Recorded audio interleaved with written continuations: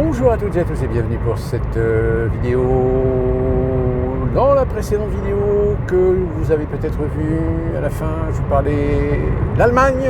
Alors les résultats, bon finalement j'avais pas tort, je ne voyais pas l'AfD accéder à la chancellerie.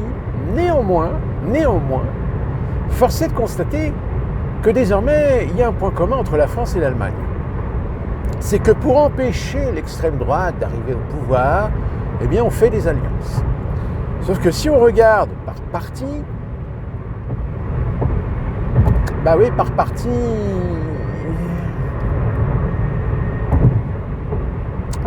je vous laisse constater par vous-même. Le fait est, c'est que par parti, évidemment l'AfD progresse, et pas qu'un peu. Mais pour faire barrage, eh bien, on a toujours ces fameuses alliances. Alors, ce sont le CDU, le CSU, je crois, les conservateurs finalement, qui ont repris le pouvoir. Donc ça va être le Merz, je crois, qui va donc devenir chancelier. Alors déjà, la première affirmation est assez étonnante de la part d'un chancelier allemand. C'est de dire, puisque les Américains ne veulent pas soutenir l'Ukraine, eh bien nous allons nous passer désormais des Américains. Nous allons essayer de faire les choses nous-mêmes.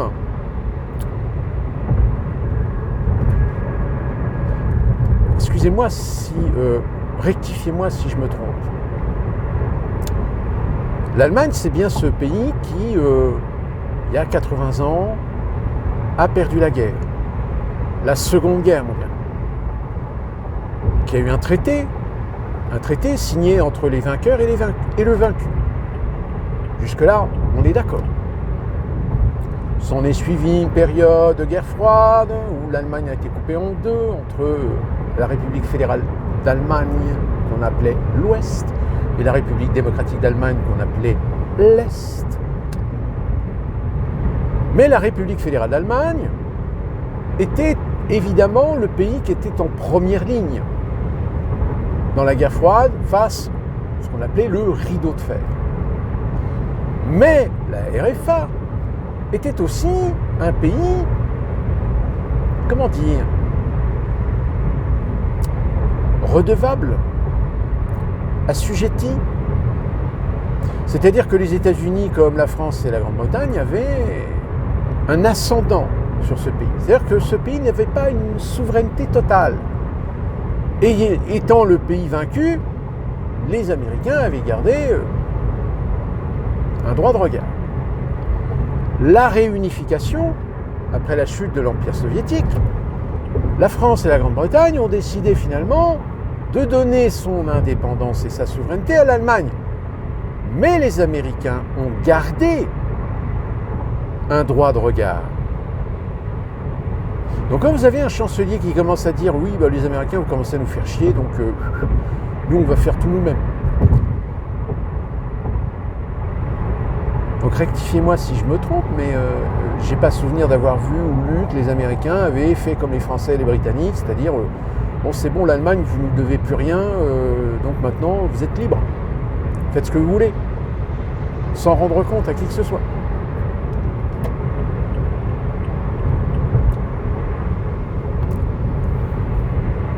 Vérifiez, parce que là j'ai un doute.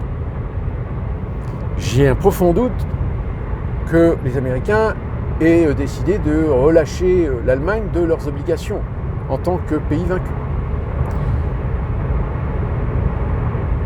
Et donc, là par contre, oui, finalement le point commun c'est comme la France, c'est que vous avez des alliances politiques pour faire barrage à l'extrême droite. Ne vous inquiétez pas, en 2027, ne cherchez pas. Ils vont vous refaire le même scénario. C'est-à-dire que même si Macron, cette année ou l'année prochaine, décide de redissoudre encore l'Assemblée nationale pour essayer d'avoir une majorité absolue, ne vous inquiétez pas. Les sondages internes qui mettront le Rassemblement national en très bonne position, ils vont refaire leurs alliances à la mort moins de 2, ils vont nous refaire le même scénario,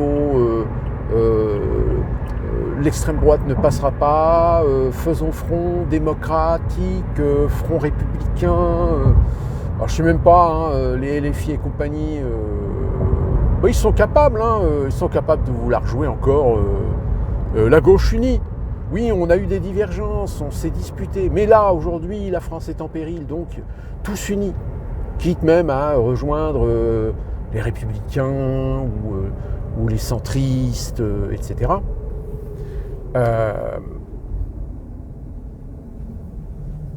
Donc moi, je ne me fais pas d'illusions, ils vont vous refaire le même scénario.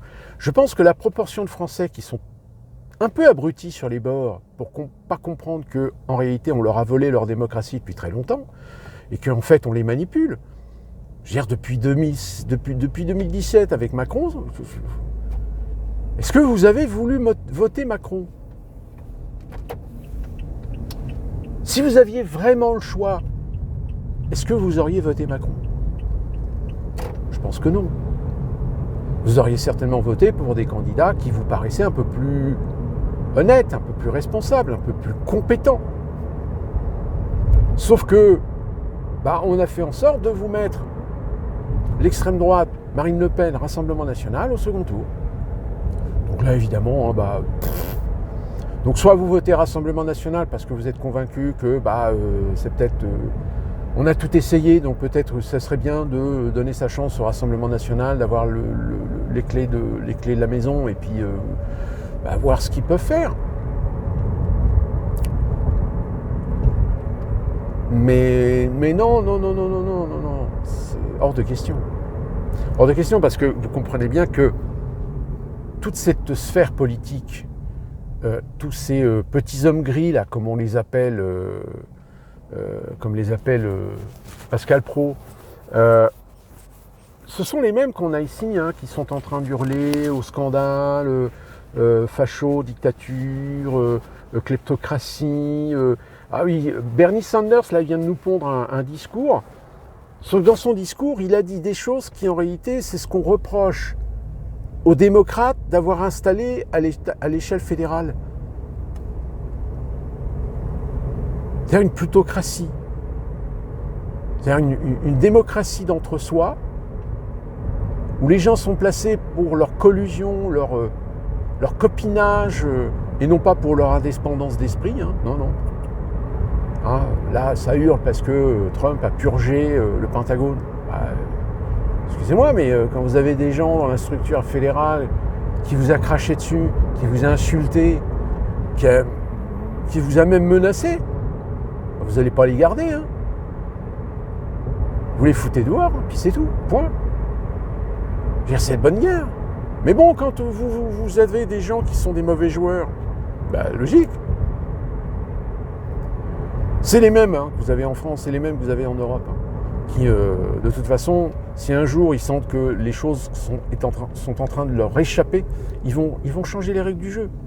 Et d'ailleurs, ils sont en train de les changer les règles du jeu. Je vous rappelle, encore une fois, que le Parlement français a voté l'autorisation de lancer le projet de révision des traités européens. Alors, je ne vais pas vous réexpliquer encore ce que ces révisions prévoient, mais très clairement, adios muchachos, la souveraineté nationale. Voire même mettre en place des structures qui pourraient permettre à l'Union européenne de mettre vos libertés suspensives. C'est-à-dire permettre à l'Union européenne de décider de suspendre vos libertés individuelles au cas d'une situation, etc. Et c'est pas l'État français, c'est pas le président, ce sera l'Europe qui décidera.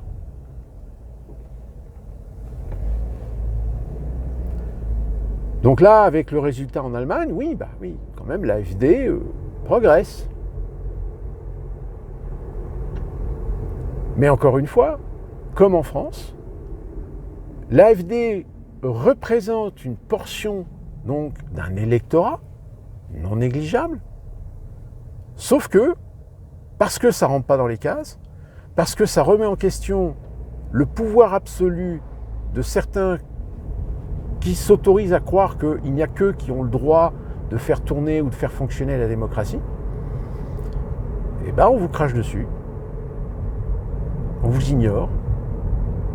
Je veux dire, les Français qui ont voté Rassemblement National aujourd'hui, bah, vous êtes totalement ignorés. Alors que vous avez quand même voté massivement pour le Rassemblement National, que vous êtes une proportion non négligeable aujourd'hui de l'électorat français et donc d'une expression, d'une opinion. Eh ben non, parce que vous pensez mal. C'est comme les Américains, c'est pareil.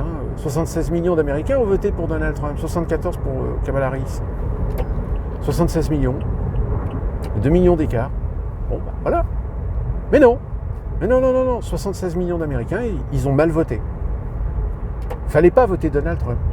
T'as pas le droit de voter Donald Trump. Alors dans ce cas-là, si vous n'avez pas le droit de voter Donald Trump, vous n'êtes pas une démocratie. Dans ce cas-là, arrêtez la démocratie, installez un système totalitaire, plutocratique, si vous voulez, faites semblant de faire élire des gens, mais qui sont uniquement des gens qui sont adoubés par vous. Et puis voilà. Parce qu'en gros, c'est ce qu'on entend. C'est ce qu'on entend de façon permanente. C'est-à-dire qu'on vous incite à devoir voter pour des gens qui sont adoubés, mais pas pour d'autres. Si vous votez pour d'autres gens, si vous votez en votre âme et conscience et en votre liberté de choix, ben non, c'est pas bien. Vous n'êtes pas des démocrates. Vous ne respectez pas la République. Vous êtes indigne d'être un citoyen français. C'est comme je sais pas, c'est un député ou un truc comme ça, commence à dire oui, rendez-vous compte, on a des soldats nord-coréens à 2000 km de chez nous. Alors des Nord-Coréens à 2000 km de chez nous en Ukraine, c'est plus dangereux que tous les réseaux mafieux, trafic de drogue, proxénétisme, trafic d'organes, pédophilie, qui à la tête, organisé par Turcs, Géorgiens, Tchétchènes, certains du Maghreb, Turcs. Non, ça c'est bien. Il n'y a pas de souci. Il n'y a pas de problème. L'islam radical en France, c'est marginal. Ouais, mais il y a quand même des gens qui meurent quand même. Oh, mais c'est pas grave. Parce que l'extrême droite tue. Souvenez-vous de ça, l'extrême droite tue. Sauf que le jour où il y a quelqu'un qui vous dit à l'extrême droite tue, vous lui posez la question, ah ouais, c'est quand la dernière fois qu'ils ont tué l'extrême droite? Vous allez voir, ils vont vous sortir des gens qui ont été tués il y a 15-30 ans, comme le petit Méric par exemple. Alors que le Méric, on va pas refaire le scénario, le gamin il était épais comme un carlet, sauf qu'il s'est pris pour un Rambo, sauf qu'il est tombé sur plus fort que lui, le mec lui a foutu une baffe, le gamin il est mal tombé, il est mort. Mais c'est l'extrême droite tue. Mais le problème c'est que vu le nombre de morts qu'il y a aujourd'hui au pédigré de l'islam radical, j'ai envie de dire, l'extrême droite, à la limite, puisqu'il paraît que vous tuez, allez-y, tuez.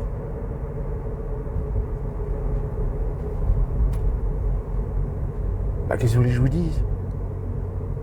Choper des racailles dans une banlieue, allez. Voilà, comme ça, vous confortera l'idée que l'extrême droite tue. Elle tue parce qu'elle est raciste. Oui, elle est raciste. Et donc parce qu'elle est raciste, parce qu'elle en a marre de voir des connards foutre le bordel dans le pays, tuer au chant d'Allah Akbar. Qu'est-ce que vous voulez? Vous voulez qu'on baisse notre froc? Vous voulez qu'on laisse faire? Parce que ces pauvres musulmans, parce que, vous comprenez, eux, ils ont des traditions, ils ont des valeurs et des principes où ils ne se retrouvent pas dans la société française, donc ils pètent les plombs, donc c'est des gens psychiatriquement, psychologiquement fragiles, donc c'est normal s'ils tuent d'autres gens, parce que pour eux, c'est un exutoire. Écoutez, j'ai envie de dire, gens d'extrême droite, vous aussi, prétendez être psychologiquement fragile, d'avoir des problèmes psychiques, de vous sentir oppressé par cette submersion migratoire, par cette religion qui n'est pas une religion de paix. Donc, autorisez-vous à tuer, vous aussi.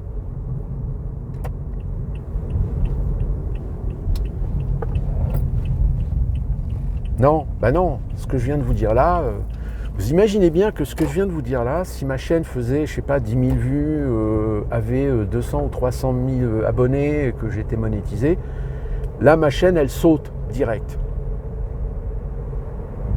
Mais ça va, je suis invisible. Personne ne me connaît. À moins qu'il y ait un connard, que l'algorithme propose la vidéo et qui trouve que je suis d'extrême droite, que je tiens des propos, que j'incite à la haine, et puis qui me dénonce à l'algorithme YouTube. Bon, dans l'état actuel, je pense qu'à mon avis, ça risque pas d'arriver. Ou alors pas de bol. C'est comme ma précédente vidéo, je ne sais pas si vous avez vu ce que je vous ai dit. Ça, c'est la réalité du quotidien. Et peut-être que certains d'entre vous, peut-être s'y retrouvent aussi. Se disent oui, c'est vrai qu'aujourd'hui, on est confronté à ce problème. Ce problème qu'on met d'une couverture pour protéger, défendre la diversité, les minorités, lutter contre le racisme, etc. Parce que oui, à chaque fois qu'il y a un souci ou un problème avec des gens qui sont issus de ces communautés, ben on ne peut rien dire. On ne peut rien dire parce que sinon, si on dit quelque chose, hop, hop, hop, hop, hop, raciste, hop, hop, hop, hop, hop, hop, homophobe, hop, hop, hop, transphobe. Comme je vous l'avais dit dans les précédentes vidéos, moi aujourd'hui j'ai l'expérience. J'ai bossé avec un trans.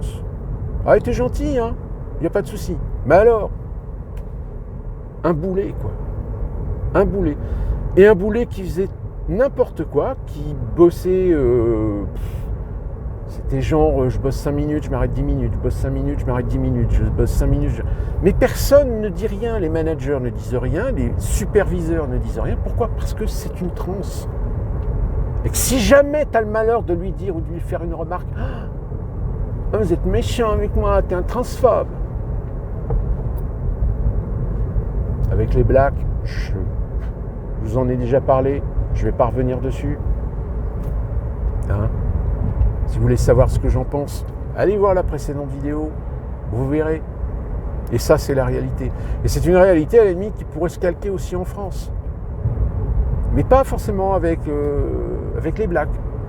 Peut-être avec les maghrébins, ou les gens d'origine maghrébine, ou les Français d'origine maghrébine, ou les Français tout court. Mais quand même avec une origine issue de l'immigration. Parce que bon... On en a connu, Moi, j'ai même connu une situation où il y avait un responsable qui, un jour, prend à partie une collègue qui était une collègue algérienne d'origine.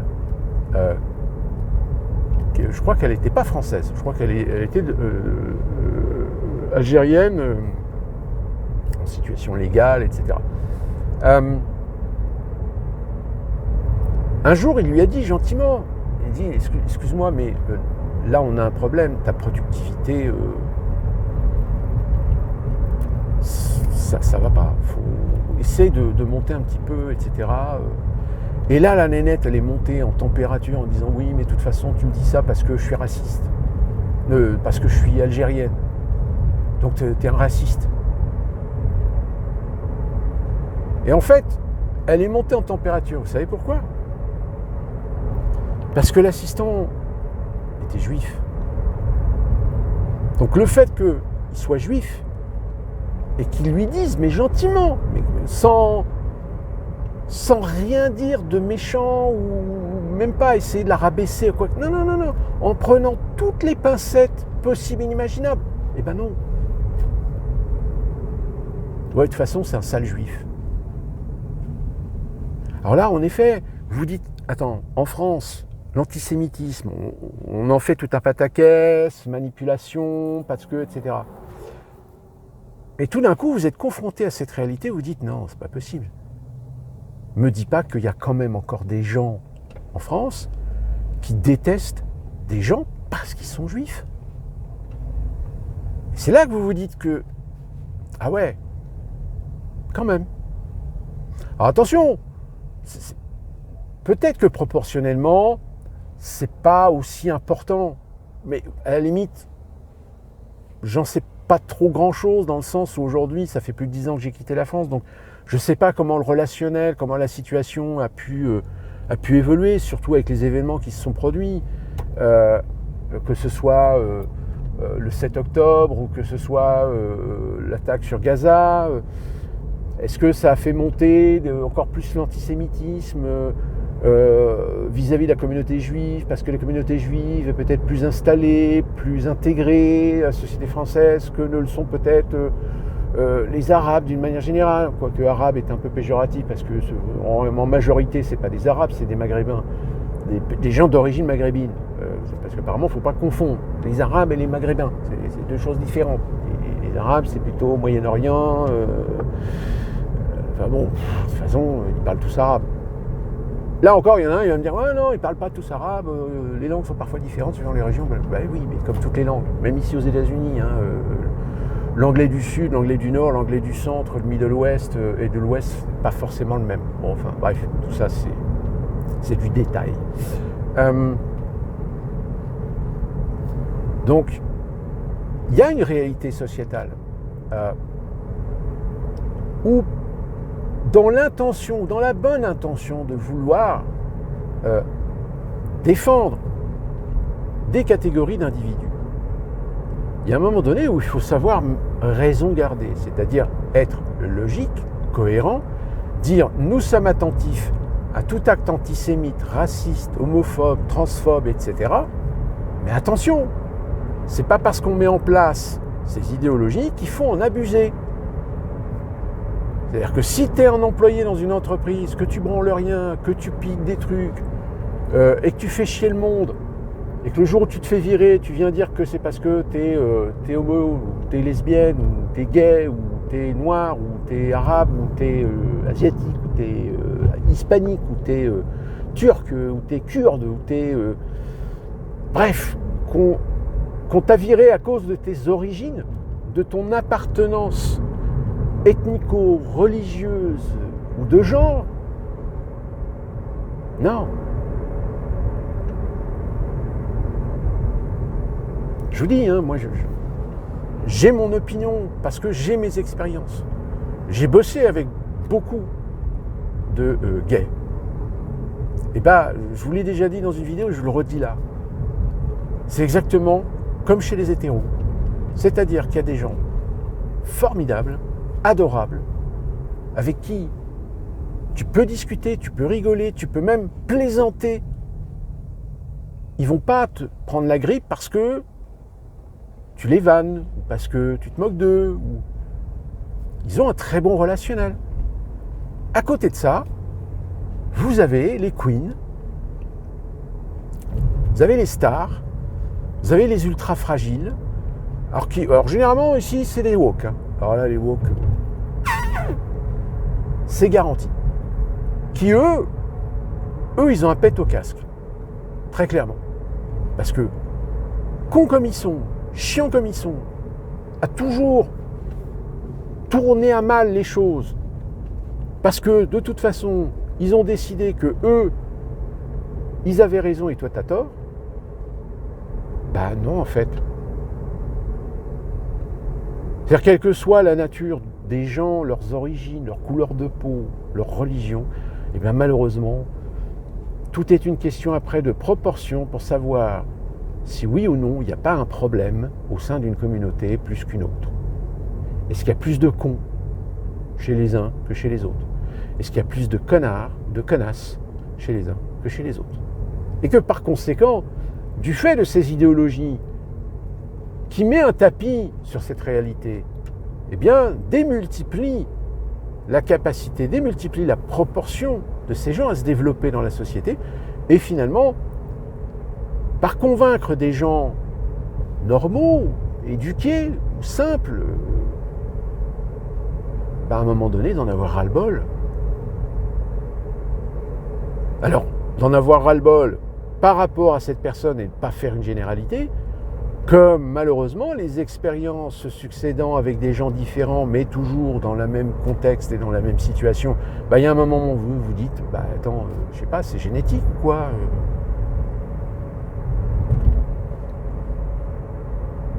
Il est là le problème. Sauf que ça ne sert pas les intérêts des politiques, ça ne sert pas les intérêts des politiciens, ça ne sert pas les intérêts des idéologues, des experts, des manipulateurs, des gens dans les coulisses, des états profonds, des deep states, des establishments. Parce que eux, leur intention, c'est diviser pour mieux régner. Donc pour diviser pour mieux régner, quand vous avez dans des communautés des crétins, des imbéciles, des chiards, des emmerdeurs publics, et bien au contraire, on les motive. On les motive et on les dissuade même à être dans le droit d'être aussi chiant, d'être aussi casse-couille. Et que par conséquent, quand dans les partis politiques se développent des idéologies qui mettent en question, qui mettent en exergue ces problèmes, bah aujourd'hui, voilà, oui, t'es d'extrême droite, t'es facho, t'es raciste, t'es homophobe, t'es transphobe. J'en ai oublié ? Ah oui, antisémite. Par contre, c'est bizarre, mais le racisme anti-blanc, on dit quoi ? T'es blanchiste ? T'es whiteiste ? Ben non, mais vous savez, le racisme anti-blanc, ça n'existe pas. Non, parce que le problème, c'est que si vous avez des rebeux, des blacks, des asiatiques ou des hispaniques qui s'en prennent à des blancs, c'est par vengeance. C'est par vengeance du passé, quand on les a génocidés, quand on les a déportés, quand on les a dominés, quand on les a colonisés. Donc c'est normal qu'ils se vengent contre nous. Alors ce que je vous dis là, c'est évidemment c'est la version très infantile. Mais si vous observez bien les discours de ces politiciens aujourd'hui, vous prenez ce que je viens de vous dire, c'est exactement ça. Ils ont le droit d'eux. Parce que vous avez été méchant. Ah bon ? Qui ? Moi ? Moi, je suis né en 70. En quoi je suis responsable des colonisations, des déportations, de l'esclavagisme ? Parce que je suis héritier de l'histoire d'eux. Mais c'est l'histoire. Non mais vous imaginez que si jamais on suit ce principe, que le blanc doit se mettre à genoux parce que dans son histoire, dans ses racines, il est l'héritier de sociétés, de pays, de cultures qui ont été racistes, qui ont été colonisatrices, qui ont été esclavagistes, qui ont été génocidaires. Bah écoutez, ce qui va être très amusant, c'est qu'on va continuer dans cette ligne et puis on va remonter toutes les ethnies, toutes les nationalités, toutes les origines, toutes les civilisations. Et à mon avis, on risque d'avoir des surprises. Hein, c'est comme, ceux qui veulent nous faire valoir d'être coupables d'avoir fait de l'esclavagisme. Je rappelle, à toutes fins utiles, que l'occidental blanc n'est pas allé dans les tréfonds des forêts africaines ou des savanes africaines pour aller chercher le black, pour l'asservir, pour le capturer, pour l'emprisonner et l'envoyer dans le nouveau monde. Non. Il y en a qui se sont chargés de ça en Afrique. Je dirais même qu'il y a même des blacks qui ont déporté d'autres blacks, donc leurs frères, pour les vendre aux Occidentaux. Je ne parle même pas des califats ou des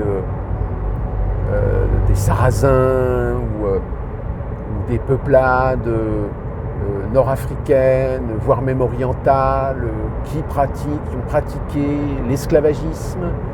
Et d'ailleurs, l'esclavagisme en Syrie, ça n'existe pas. Non, ça n'existe pas.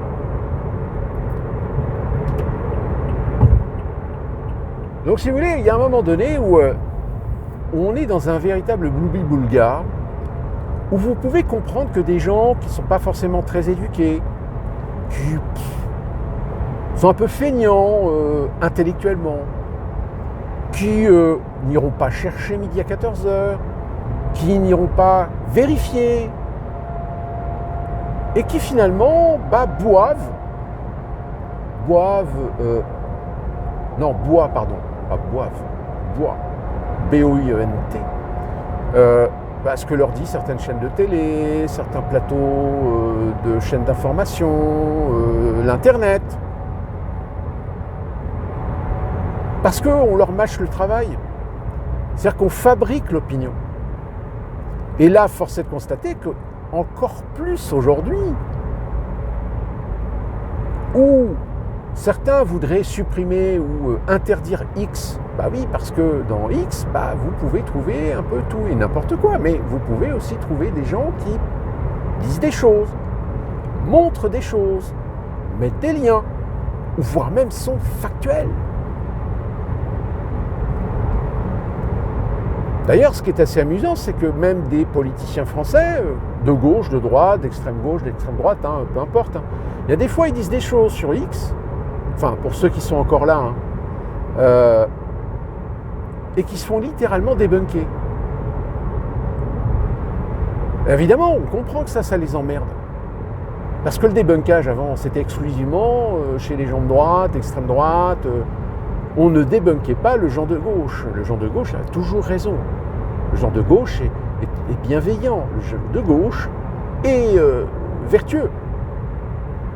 Sauf que là, évidemment, sur X, c'est plus le cas. Le gens de gauche, lui aussi, il dit des conneries.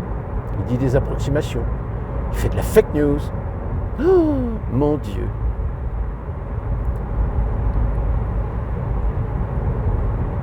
De fait, quand vous avez Vance qui dit que la liberté d'expression est menacée en Europe, je suis désolé de vous dire, oui, il a raison. Il a raison. Pour vous, c'est compliqué, pour vous, c'est difficile parce que vous vivez en France, vous vivez en Europe. Donc vous avez pas, je dirais, vous n'avez pas d'outil de comparaison. Moi, l'outil de comparaison, je l'ai. Je vis aux États-Unis depuis plus de 10 ans. Et je peux vous dire qu'aux États-Unis, il y a une liberté d'expression qui est bien plus respectée, bien plus importante qu'elle ne l'est en France. En France, vous avez un système étatique qui considère que vous êtes des cons, que vous êtes des gamins, et qui donc se permet et s'autorise d'interdire ce qu'ils estiment être ou ne pas avoir le droit de dire à l'opinion publique. C8, Hanouna qui, il n'est pas parfait le garçon, il a dit des conneries, il a fait des conneries, il a été puni. Mais ce qui dérangeait chez Hanouna, c'est qu'il ouvrait la porte à tout le monde. Il a ouvert la porte à des gilets jaunes. Donc des gilets jaunes ont pu s'exprimer.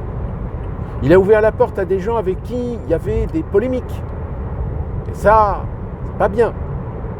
Il a ouvert des portes à des gens qui avaient des discours dissonants par rapport à la doctrine vaccinale. Ça, c'est pas bien.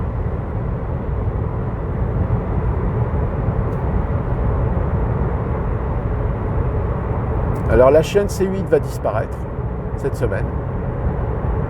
Alors, évidemment, il y a beaucoup de gens, ils vont avoir perdu peut-être une fenêtre. Alors certains peut-être diront une fenêtre pour se faire une opinion.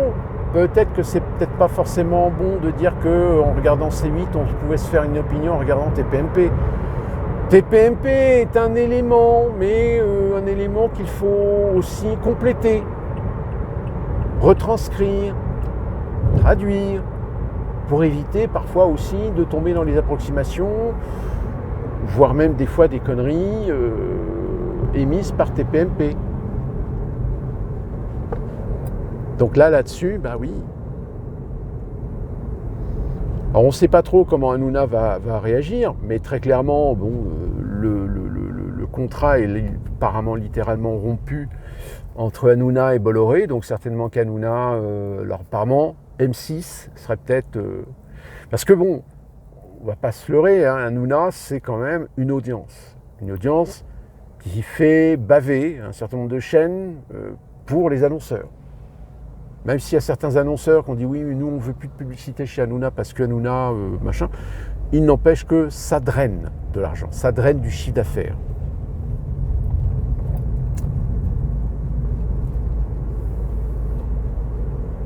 Donc voilà, c'est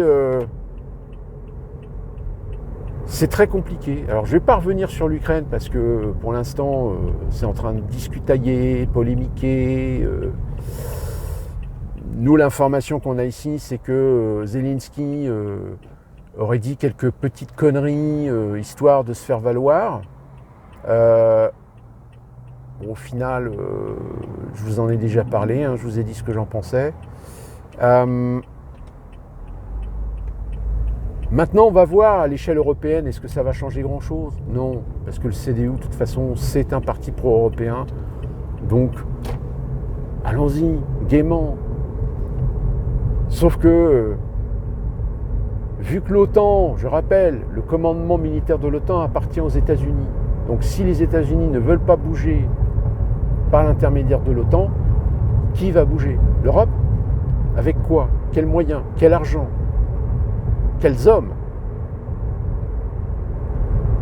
Attention, hein, le petit Macron, il ne le dit pas ouvertement, mais c'est presque en message subliminal que demain, si on a besoin de remplir l'armée, on pourrait aller chercher les jeunes. Créer de la conscription pour les jeunes de moins de 25 ans. Quand on voit la jeunesse en France, est-ce que vous connaissez, vous, un jeune qui se dit « Ouais, moi ça me dérange pas de faire l'armée ». Moi, j'en connais pas. D'ici là qu'on se retrouve pour une prochaine vidéo, méditez bien sur la question, observez, et nous on se retrouve très prochainement pour une nouvelle vidéo.